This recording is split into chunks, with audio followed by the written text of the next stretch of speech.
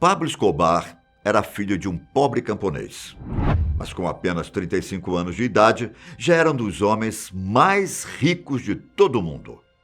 Não teria problema algum em Pablo ser o homem mais rico do mundo, desde que ele tivesse conseguido essa façanha de forma honesta.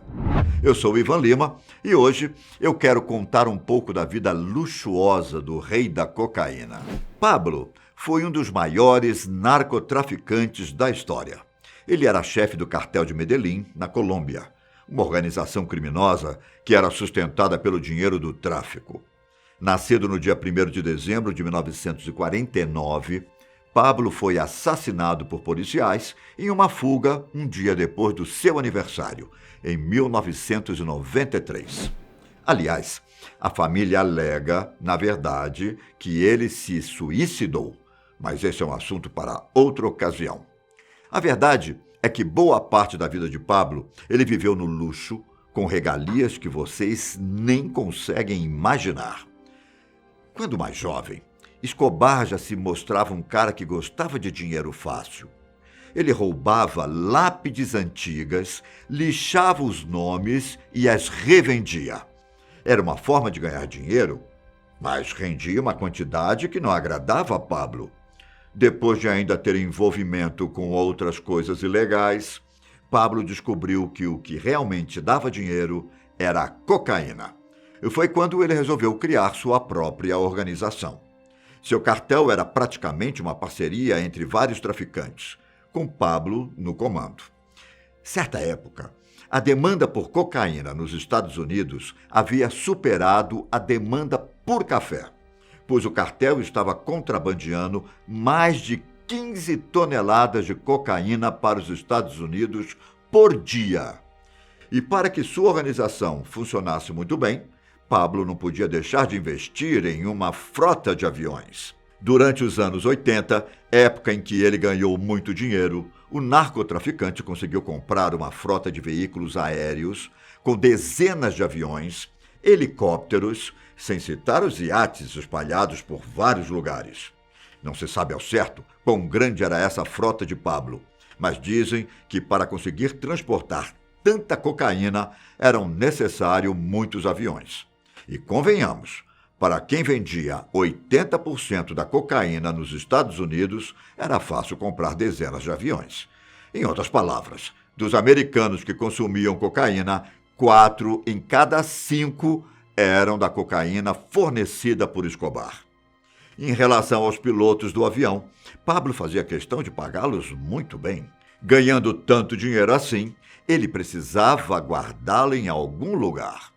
Só para vocês terem uma ideia, estima-se que na década de 80, o cartel de Pablo Escobar conseguia arrecadar cerca de 420 milhões de dólares por semana, o que totalizava cerca de 22 bilhões por ano. Segundo Roberto Escobar, irmão de Pablo, era muito difícil contar e guardar todo aquele dinheiro. Ele também disse que o cartel gastava cerca de 2.500 dólares por mês só comprando elásticos para segurar o dinheiro e assim guardar toda a fortuna. O curioso é que, apesar de Pablo ser um traficante cruel, ter matado muita gente e ser um dos piores criminosos do mundo, ele doava parte do seu dinheiro para ajudar o povo colombiano. Ele construiu escolas, hospitais, parques, vários campos de futebol e até um bairro que recebeu seu nome. Escobar também era famoso por bancar despesas médicas para os menos afortunados, o que fazia as pessoas olharem para ele como um herói. Mas olha, eu não estou vangloriando Pablo Escobar. Apenas estou relatando o que ele fazia com tanto dinheiro. E isso não muda o fato dele ser um criminoso. Sendo um dos homens mais ricos do mundo em 1987, Pablo foi parar na lista dos bilionários da Forbes. A revista listou os 100 bilionários do mundo. E mesmo sabendo que ele tinha uma grande vantagem por sua fortuna ser isenta de impostos, a Forbes estimou que o patrimônio líquido do traficante era de 2 bilhões de dólares. Apesar de ter 3 acusações nos Estados Unidos por comercialização de cocaína, lavagem de dinheiro e assassinato por contrato, Escobar conseguiu manter seu nome na lista da Forbes por 7 anos seguidos. Agora, vocês conseguem imaginar como era a casa do traficante? Quando o dinheiro não é um problema, você pode ter o que quiser. Pablo era um cara excêntrico. Ele gostava de animais exóticos, incluindo hipopótamo, antílope, avestruz e até elefantes. E, de fato, ele tinha todos esses animais em uma de suas residências. Em uma luxuosa propriedade, muito conhecida como Hacienda Nápoles, ele criava esses animais. O local também contava com um aeroporto privado, uma pista para corrida de kart e muito mais.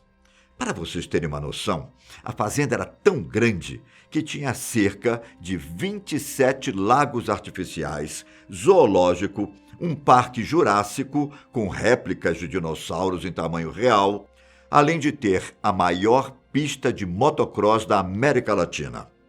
Existe um fato curioso envolvendo os hipopótamos. Depois da morte de Escobar, muitos animais foram realojados. Porém, cerca de 2 dúzias de hipopótamos escaparam e passaram a viver na vida selvagem da Colômbia.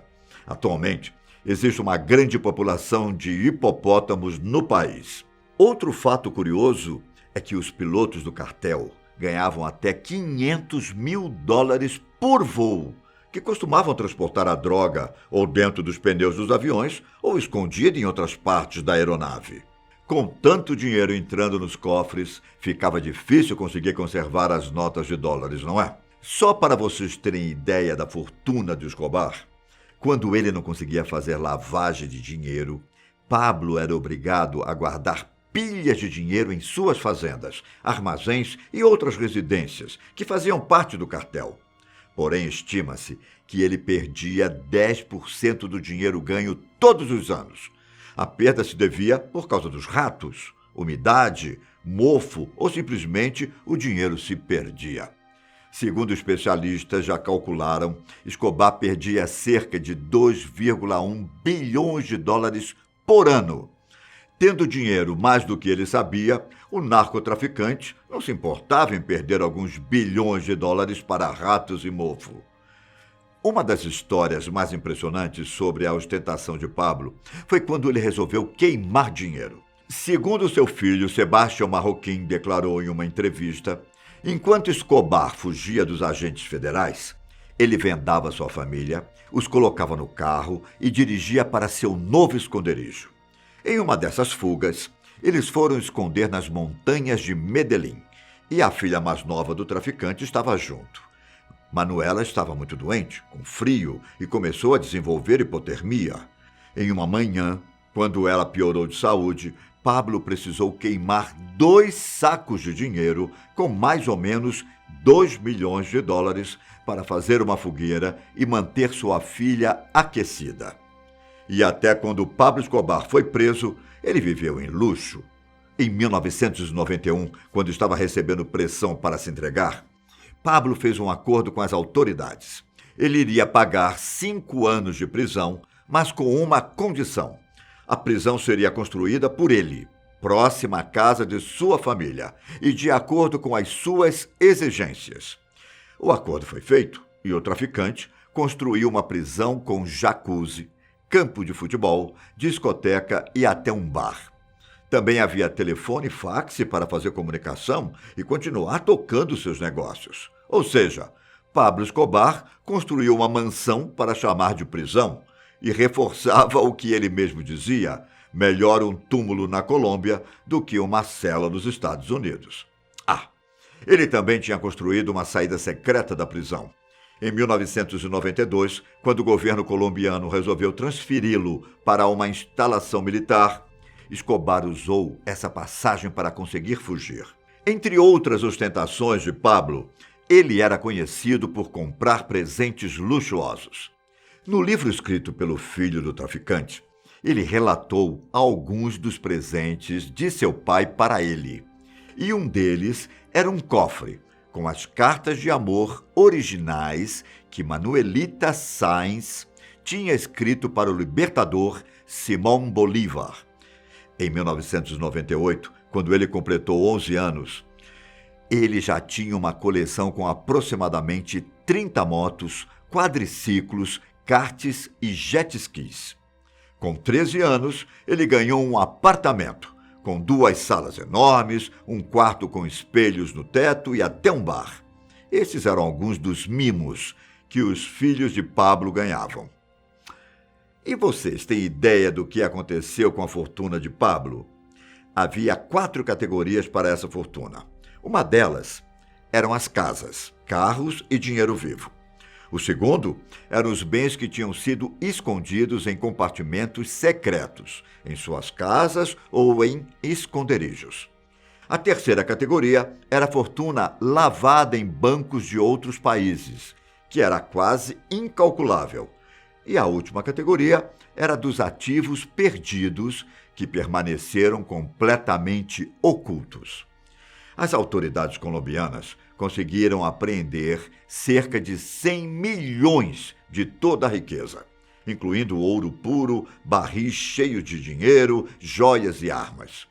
E acreditem ou não, reza a lenda que ainda existem cerca de 1,3 bilhão de dólares enterrados em solo colombiano. E apenas o próprio traficante e outros membros do cartel poderiam indicar onde a fortuna se esconde. Essas foram algumas das excentricidades do narcotraficante Pablo Escobar.